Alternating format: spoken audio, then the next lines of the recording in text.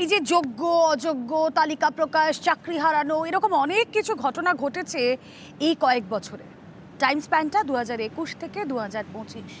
ঠিক কি ঘটলো এই নিয়োগ দুর্নীতিতে দেখুন।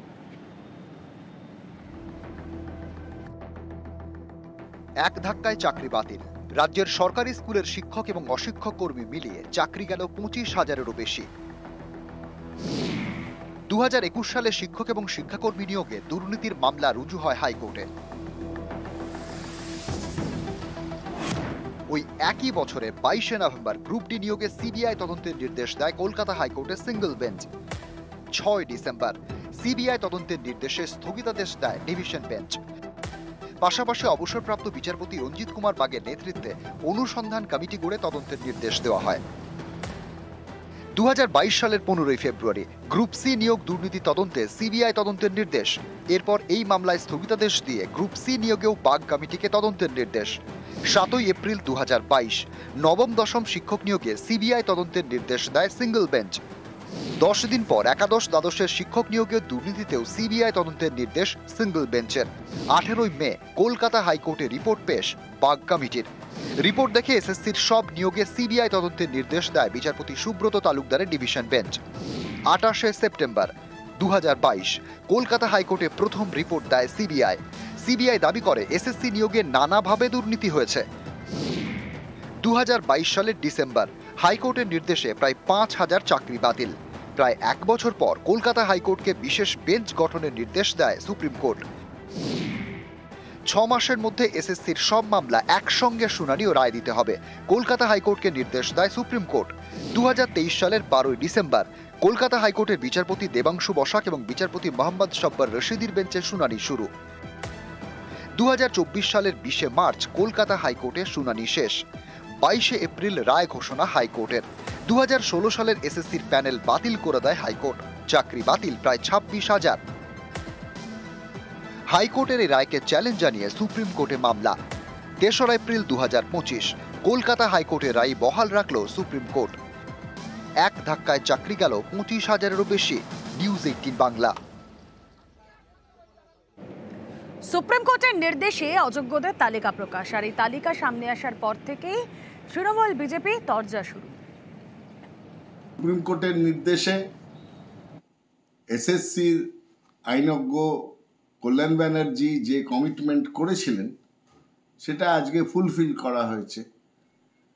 যে টেন্টেড বলে যাদের বলা হচ্ছে তাদের তালিকা প্রকাশ করা হয়েছে। সুপ্রিম কোর্ট চেয়েছিলেন। এবার কথাটা হচ্ছে রাজ্য সরকার তথা এসএসসি তাদের কথা রেখেছে এবং আমরা মনে করি সামনের দিনে নির্বিঘ্নে পরবর্তী পর্যায়ে শিক্ষকদের নিয়োগ সুষ্ঠুভাবে হবে, আবার মামলার জালে আটকে যাবে না। কারণ সিপিএম বিজেপি উন্মুখ হয়ে আছে কিভাবে এটাকে আটকানো যায়।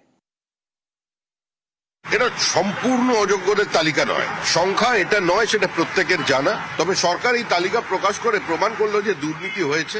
তাতে একটা আইনি শিলমোহর সরকার নিজেই লাগিয়ে দিল এবং এই সরকার চাকরি চুরি করেছে, গোটা শিক্ষা ব্যবস্থাকে ধ্বংস করেছে। আজকে হলফনামা দিয়ে সেটাই তারা জানিয়ে দিল। জীবন কৃষ্ণ সাহা এই মুহূর্তে ইডির জালে। শুনলে অবাক হবেন, জীবন কৃষ্ণর অ্যাকাউন্টে ঠিক কতজন অযোগ্যর টাকা ঢুকেছে? 75 জন অযোগ্যর টাকা ঢুকেছে জীবন কৃষ্ণর অ্যাকাউন্টে। চাকরি বিক্রি হয়ে গিয়েছে। প্যানেলের মেয়াদ উত্তীর্ণ হওয়ার পরও চাকরি, টাকা ফেরত চেয়ে চাপ আসতেই চাকরির ব্যবস্থা। এসপি সিনহার সাহায্যে কয়েকজনের চাকরি। কথা বলবো, প্রতিনিধি অমিত সরকার রয়েছেন সঙ্গে। অমিত, চাকরি সুনিশ্চিত করতে মোটা টাকা তারা নিত। জীবন কৃষ্ণর অ্যাকাউন্টে ঠিক কতজনের টাকা ঢুকেছে? কত অযোগ্যর চাকরি সে করে দিয়েছে? দেখো, এখনো পর্যন্ত যে তদন্তে যে তথ্য উঠে এসছে তাতে দেখা যাচ্ছে যে 75 জন চাকরি প্রার্থী যারা চাকরি পাওয়ার আশায় তারা টাকা দিচ্ছেন জীবন কৃষ্ণ সাহাকে। এবং তোমাকে জানিয়ে রাখবো সিবিআই সূত্র এবং ইডি সূত্র থেকে যেটা দাবি করা হচ্ছে যে 2016 সালে যে এসএসসির নিয়োগ প্রক্রিয়া শুরু হয়েছিল তার প্যানেল মেয়াদ ছিল 2018 ডিসেম্বর পর্যন্ত। এই প্যানেলের মেয়াদ উত্তীর্ণ হয়ে যাওয়ার পর যখন জীবন কৃষ্ণকে যারা টাকা দিয়েছিলেন চাকরি পাওয়ার আশায়, তারা যখন চাকরি পাননি, তারা টাকা ফেরত পাওয়ার জন্য তার কাছে বারবার দাবি করতে থাকে টাকা ফেরতের। সেই সময় বাধ্য হয়ে এসপি সিনহার কাছে যে পাঠানো হয়েছিল যে 75 জনের যে নামের তালিকা, তাদের মধ্যে থেকে কয়েকজনকে চাকরি দিতে বাধ্য হয়েছিল। অর্থাৎ গুরুতর অভিযোগ যে 2018 সালের ডিসেম্বর মাসে প্যানেলের মেয়াদ উত্তীর্ণ হয়ে যাওয়ার পরেও যেহেতু তারা টাকা নিয়েছিলেন, টাকা নেওয়ার কারণে বাধ্য হয়েছিলেন বেশ কয়েকজনের চাকরি সুনিশ্চিত করার ক্ষেত্রে, এবং বারবার চাপ আসছিল টাকা ফেরতের। সেক্ষেত্রে কয়েকজনকে তারা চাকরি দিয়েছিলেন এবং এসপি সিনহার মাধ্যমে সেই চাকরি হয়েছিল, এবং তার বিনিময়ে এসপি সিনহা যেহেতু সেই চাকরির ব্যবস্থা করে দিয়েছিলেন, সেক্ষেত্রে এসপি সিনহার কাছে মাথা পিছু 5 থেকে 7 লক্ষ টাকা করে গিয়েছিল। কার মাধ্যমে গিয়েছিল? মিডলম্যান প্রসন্ন রায়ের মাধ্যমে গিয়েছিল। প্রসন্ন রায়, এসপি সিনহা এবং জীবন কৃষ্ণ সাহা, এই তিনজন যে জীবন কৃষ্ণ সাহার পর্বে যে তদন্ত করতে গিয়ে যে যে যে লাইন টানা হচ্ছে, বা যে যদি একটা লাইন টানা হয়, তা দেখা যাচ্ছে যে এসপি সিনহা মাথায় রয়েছে, অর্থাৎ তিনি এসএসসি উপদেষ্টা কমিটির মাথায় রয়েছেন, মাঝের মিডলম্যান প্রসন্ন, এবং তারপরে জীবন কৃষ্ণ সাহা এজেন্ট হিসেবে কাজ করছিলেন। জীবন কৃষ্ণ সাহার কাছে চাকরি প্রার্থীরা গেলেন, চাকরি পাওয়ার আশায় টাকা দিলেন, চাকরি পেলেন না, তাকে প্রেশার দিতে শুরু করলেন যে টাকা ফেরত দিন তাহলে। তখন জীবন কৃষ্ণ সাহা প্রসন্নর মাধ্যমে আবার যোগাযোগ করলেন এসপি সিনহার কাছে, এবং 75 জনের যে তালিকা তিনি পাঠিয়েছিলেন এসপি সিনহার কাছে, সেখান থেকে বেশ কয়েকজনের চাকরি সুনিশ্চিত করা হলো প্যানেলের মেয়াদ উত্তীর্ণ হওয়ার পর। এমন চাঞ্চল্যকর তথ্য কিন্তু তদন্তকারী আধিকারিকদের হাতে এসছে। এবং আরেকটা বিষয় যেটা উঠে আসছে, যে 75 জন চাকরি প্রার্থীর কাছ থেকে এখনো পর্যন্ত টাকা নেওয়ার তথ্য উঠে এসছে ইডি আধিকারিকদের হাতে, যারা জীবন কৃষ্ণ সাহাকে টাকা দিয়েছিলেন। বেশ, 2016 প্যানেলের মেয়াদ শেষ 2018 ডিসেম্বরে, 2019 জানুয়ারি থেকে মে পর্যন্ত নিয়োগ, টাকার বিনিময়ে একাধিক নিয়োগ হয়েছে। গ্রুপ সি নিয়োগ প্যানেল উত্তীর্ণ হওয়ার পরও নিয়োগ, 311 জনের নিয়োগ হয় আদালতে, এমনটাই দাবি এনফোর্সমেন্ট ডিরেক্টরেটের। এ বিষয়ে আরো বিস্তারিত জানবো, অমিত রয়েছেন সঙ্গে। অমিত, বেশ, অমিতের সঙ্গে যোগাযোগ বিচ্ছিন্ন হয়ে গিয়েছে। আরও একবার আপনাদের জানিয়ে রাখি, 2016 প্যানেলের মেয়াদ শেষ 2018 ডিসেম্বরে, 2019 জানুয়ারি থেকে মে পর্যন্ত নিয়োগ, টাকার বিনিময়ে একাধিক নিয়োগ হয়।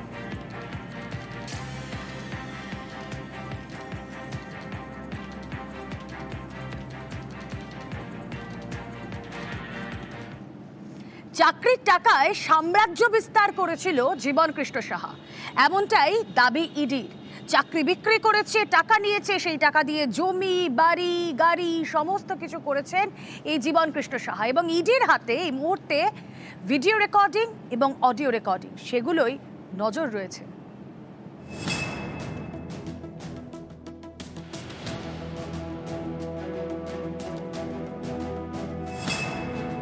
জমি, বাড়ি, ফ্ল্যাট, ব্যবসা, শেয়ারে লগ্নি। কেন্দ্রীয় তদন্তকারীদের দাবি, চাকরি বিক্রি টাকায় সাম্রাজ্য গড়েন মুর্শিদাবাদের বড়োয়ার তৃণমূল বিধায়ক জীবন কৃষ্ণ সাহা। মুর্শিদাবাদ থেকে বীরভূম একাধিক জেলায় বিপুল সম্পত্তি কেনেন, মিউচুয়াল ফান্ডে লগ্নি করেন, আলুর ব্যবসায় বিনিয়োগ করেন। অল্প দামে আলু কিনে কোল্ড স্টোরেজে রেখে মুনাফা করেন। ইডির দাবি, বিধায়কের ব্যাংক অ্যাকাউন্টে 1,20,00,000 টাকার বেশি লেনদেন হয়েছে। আমরা ব্যবসায়ী পরিবারের লোকজন, আমাদের টার্ন ওভার হয় ইয়ারলি 2 কোটি টাকা, কোনো রকম তথ্য প্রমাণ নাই। রেশন ডিস্ট্রিবিউটার আছে, রাইস মিল আছে, যেখানে পটেটো কোল্ড স্টোরেজ আছে। আমরা বনেদি ফ্যামিলি থেকে বিলং করছি। স্ত্রী অ্যাকাউন্টে 40 লাখ টাকা পেয়েছে, সেটা 7 বছরে। তদন্ত সহযোগিতা করব। জীবনের বিরুদ্ধে কেন্দ্রীয় এজেন্সির হাতিয়ার একাধিক অডিও এবং ভিডিও রেকর্ডিং।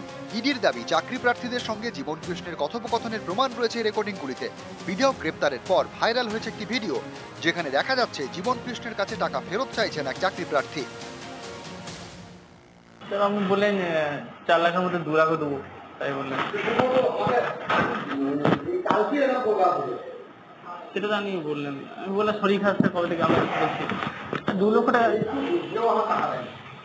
4 লাখের মধ্যে 2 লাখ দেন অন্তত আপাতত। স্যার 2 লাখ টাকা দেন প্লিজ, প্লিজ স্যার। একটা ভিডিও দেখা গেছে যেখানে আপনি টাকার কথা বলছেন, ফেরত চাইছেন। না না, এটা অনেক কিছু বানাবে এখন, আমরা তো এমএলএ, অনেক কিছু বানাবে। একটা ভিডিও দেখা গেছে যেখানে আপনি টাকার কথা বলছেন, ফেরত চাইছেন। না না, এটা অনেক কিছু বানাবে এখন, আমরা তো এমএলএ, অনেক কিছু বানাবে। ইডির আগে সিবিআই গ্রেপ্তার করেছিল বড়োয়ার বিধায়ককে। সে সময় বিধায়কের ফোন বাজেয়াপ্ত করেন তদন্তকারীরা। কেন্দ্রীয় এজেন্সির দাবি, ফরেনসিক পরীক্ষায় এই ফোন থেকে বেশ কিছু অডিও উদ্ধার হয়েছে। এতে চাকরি প্রার্থীদের সঙ্গে বিধায়কের কথোপকথন রয়েছে। চাকরি প্রার্থীদের সঙ্গে বিধায়কের হোয়াটসঅ্যাপ চ্যাটও মিলেছে। ইডির দাবি, চাকরি না হওয়ায় বহু চাকরি প্রার্থী জীবন কৃষ্ণের কাছে টাকা ফেরত চান। টাকা ফেরত চাওয়ায় বিধায়ক অনেককে হুমকি দেন বলে অভিযোগ। 2 বছর আগে সিবিআই যখন জীবন কৃষ্ণের বাড়ি যায়, তখন মোবাইল ফোন পুকুরে ফেলে দিয়েছিলেন বিধায়ক। পুকুরে নেমে ফোন খুঁজে বের করতে হয়েছিল কেন্দ্রীয় গোয়েন্দাদের। সোমবার বাড়িতে ইডি হানা দিলে ফের মোবাইল ফোন পুকুরে ছুড়ে ফেলেন জীবন কৃষ্ণ। এবারও পুকুরে লোক নামিয়ে ফোন উদ্ধার করতে হয় কেন্দ্রীয় গোয়েন্দাদের।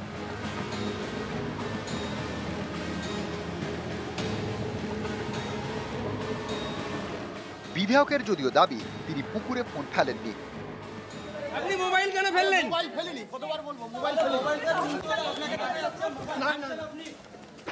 দাদা মোবাইল কেন ছুড়লেন?